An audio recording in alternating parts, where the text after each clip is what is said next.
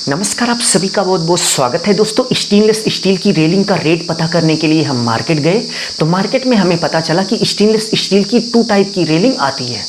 नमस्कार, आप सभी का बहुत बहुत स्वागत है दोस्तों। चलिए आज के वीडियो में हम आपको बताते हैं कि यदि आपको स्टेयर पर कुछ इस तरीके से 10 फीट स्टेनलेस स्टील की रेलिंग लगानी है तो आपका लेबर मटेरियल सहित टोटल कितना खर्च हो जाएगा। तो चलिए एक एक करके देखते हैं कि टोटल रेलिंग कितने रुपए की लगेगी।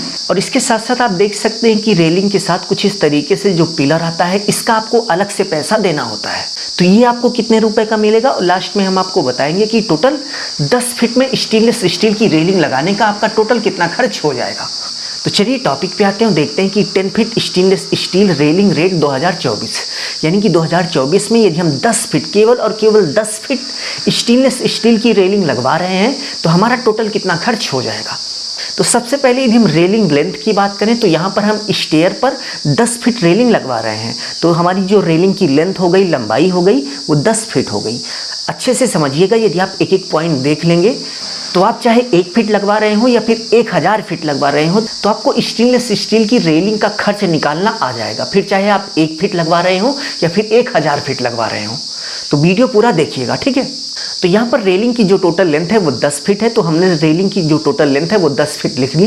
नेक्स्ट यदि हम स्टेनलेस स्टील रेलिंग के रेट की बात करें तो रेट पता करने के लिए हम मार्केट गए तो आप देख सकते हैं कि हमने इस वाली दुकान से पता किया तो यहाँ पर हमें पता चला कि मार्केट में 2 ग्रेड की स्टेनलेस स्टील की रेलिंग आती है। पहला 304 ग्रेड होता है और दूसरा 202 ग्रेड होता है। तो यदि आप घर के बाहर स्टेनलेस स्टील की रेलिंग लगवा रहे हो यानी कि जहाँ पर सनलाइट यानी कि धूप और इसके साथ साथ बारिश का पानी डायरेक्ट आपकी रेलिंग पर पड़ेगा, वहाँ पर आपको 304 ग्रेड की रेलिंग का उपयोग करना चाहिए। और यदि आप घर के अंदर लगवा रहे हो जहाँ पर सनलाइट ना के बराबर पड़ेगी और बारिश का पानी भी नहीं पड़ेगा, वहाँ पर आपको 202 ग्रेड की स्टेनलेस स्टील की रेलिंग लगवानी चाहिए।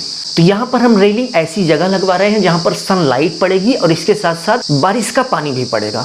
तो यहाँ पर हम 304 ग्रेड की रेलिंग का उपयोग करेंगे।